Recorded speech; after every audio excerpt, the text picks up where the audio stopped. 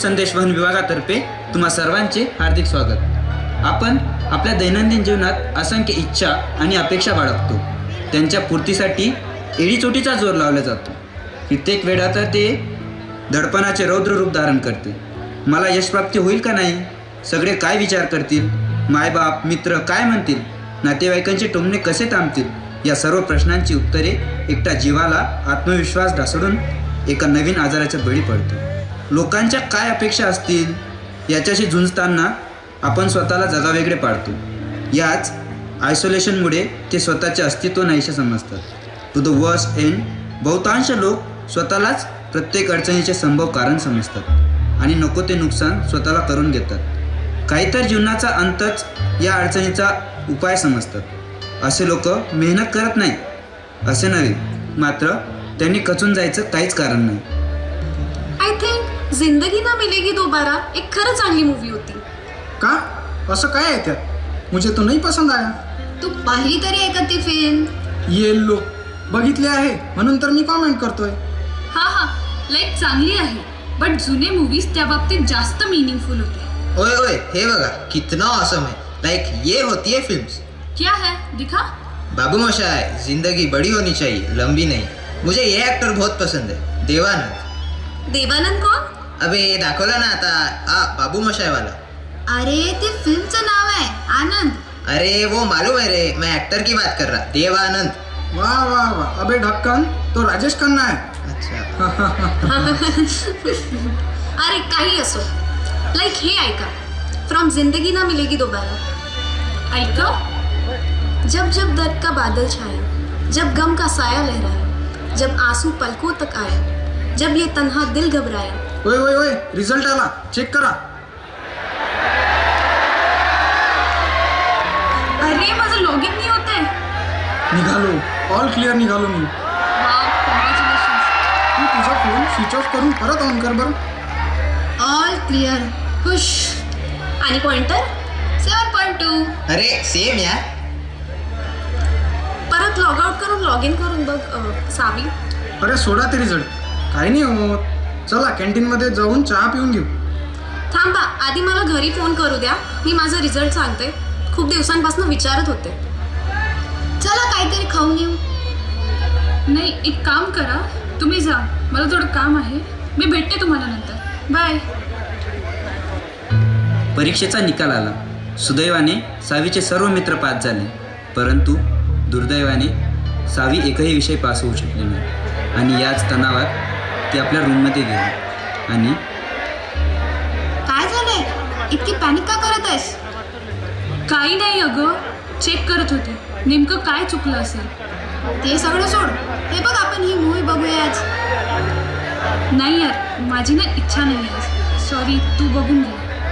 ए चल, काय तू पण मूड स्पॉइल करतीये. खरंच मस्त मूवी आहे. तुला समजत आहे का तू काय बोलत आहे ते? माझ्या इथे बॅग लागून आहे आणि तुला मूवीची पडलेली आहे. तुला कसं कळणार आहे? शेवटी माझेच नोट्स वाचून तर तू टॉप केलंय ना. तुला खरंच असं वाटतंय माझ्याबद्दल? मी तुझा मूड चांगला व्हावा म्हणून तुला फोर्स करत होती आणि तू असा विचार करतेस? आणि हो, नोट्स तुझे होतं म्हणून काय झालं? अभ्यास तर मीच केला ना. नोट्स लिहून जर झाला असता ना तर तू पण पास झाली असती. Whatever it is, but reality तर ही आहे की you are fail and be that way. I don't care anymore. अरे जा कुठे जाते तर. I also don't care. एक एक्झाम नाही डिसाईड करणार आहे व्हॉट आय एम, आणि मी तुम्हा सगळ्यांना दाखवून दे. Just wait and watch.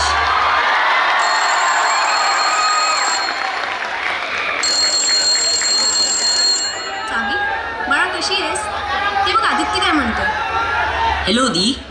Hello हा बोल ना, ऐकते. हॅलो दी, माझ्या स्कूलचा रिझल्ट आला. मी क्लासमध्ये सेकंड आलो. अरे वा, कॉंग्रॅच्युलेशन्स आदी. एक ड्रॉइंगची कॉम्पिटिशन होती, त्यामध्ये मी सीनरी काढली, हिमालय पर्वत. हॅलो दी. हां चांगलं आहे ना, छान एकदम. मला फोटो पाठवशील हा ड्रॉइंगचा? हां चालेल. हे घे, पप्पांशी बोल.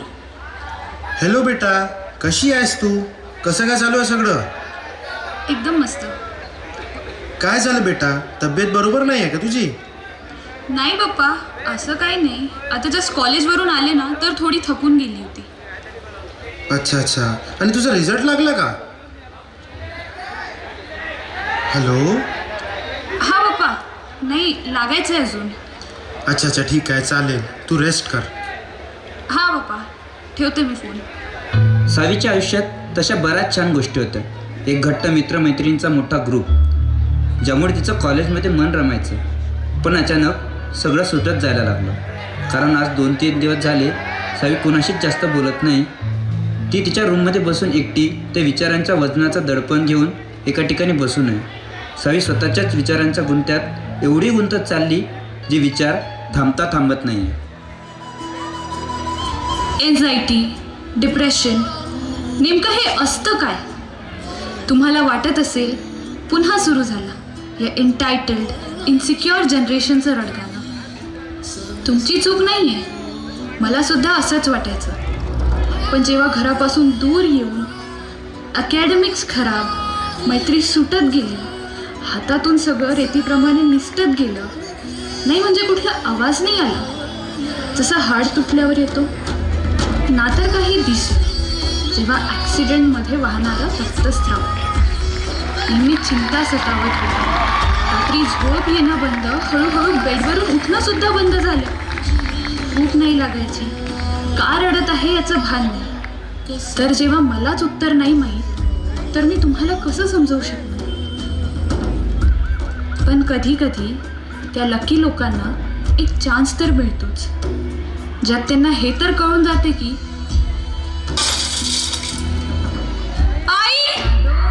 अचानक दार वाजते आणि सावीच्या विचारांची तंद्री तुटून सावी अचानक उठून बसते. कोण आहे? बेटा मी. दार उघड. काय झालंय बाळा, दार उघड. अरे आई बाबा, तुम्ही या ना आत, बसा. अचानक कसं काय येणं झालं? अरे तुझी रूममेट कुठे गेली? ते सलग 3 दिवस सुट्ट्या आल्या ना, म्हणून घरी गेली ती, असं काय. अच्छा, तू नव्हती येणार का घरी? नाही, थोडा अभ्यास बाकी होता. थांबा, पाणी आणते तुम्हाला. अरे तुझा रिझल्ट आला ना. बाबा, मी तुम्हाला सांगणारच होते. आई आई माझं मन नाही लागत आहे इथे. मला नाही राहायचं इथे. मला इथे काहीच जमत नाही आहे. माझ्या डोळ्यासमोर माझ्या हातातून सगळं निसटत चाललंय. तुझी नेहमी फर्स्ट असणारी मुलगी इथे येऊन साधी पास सुद्धा नाही होऊ शकत आहे. सगळं संपायच्या आत मला इथून घेऊन चाल. प्लीज आई, मी नाही राहू शकणार आहे इथे. आई, मी नाही राहू शकणार आहे इथे. सावी बाळा, शांत हो, सगळं ठीक आहे. आधी रडणं बंद कर. सावी, हे घे पाणी पी, उठून बस. सावी, हे बघ माझ्याकडे बघ, रडू नकोस. ये बेटा, बस इथे. मला नाही जमत आहे अभ्यास. माझं काहीच नाही होऊ शकणार आहे इथे. I am a loser.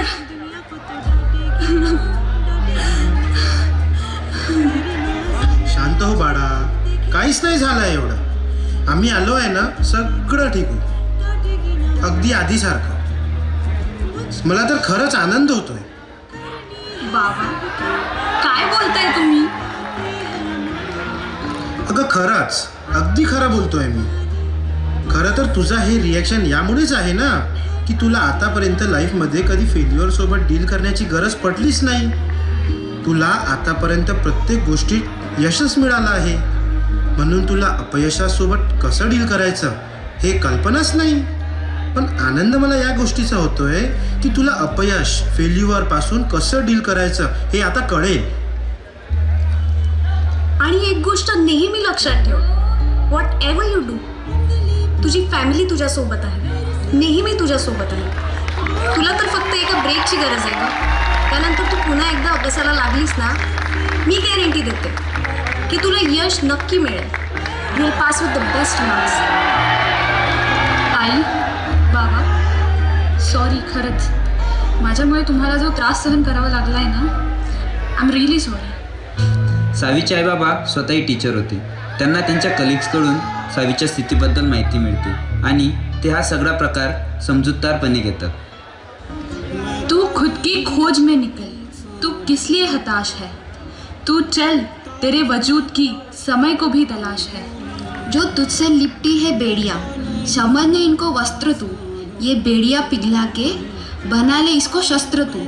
चरित्र जब पवित्र है तो क्यों ये दशा तेरी, ये पापियों का हक नहीं कि ले परीक्षा तेरी. जला के भस्म कर उसे जो क्रूरता का जाल है, तू आरती की लौ नहीं, तू क्रोध की मशाल है.